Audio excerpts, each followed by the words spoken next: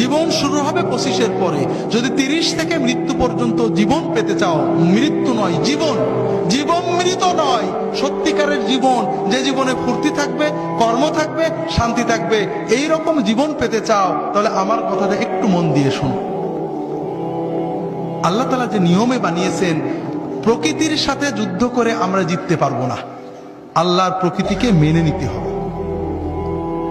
আল্লাহ তাআলা আমাদের সৃষ্টি করেছেন, প্রতিদিন 6-7 ঘন্টা তুমি ঘুমাবে, গভীর ঘুম, 1-2 ঘন্টা খেলবে, কঠিন পরিশ্রম, তোমার শরীর ঘেমে রক্ত টকবক করে বেরেনে যাবে, ফুটবল, হাডুডু, ব্যাডমিন্টন, ভলিবল, দৌড়, সাঁতার, এগুলো খেলতে হবে।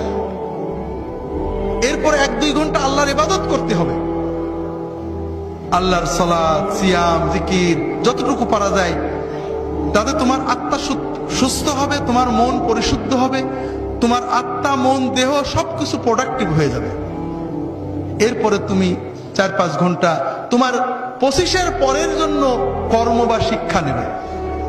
এইভাবে যদি তুমি চলো, তাহলে তোমার জীবন গতিশীল হবে, তোমার জীবন ইনশাআল্লাহ মৃত্যু পর্যন্ত সচল থাকবে।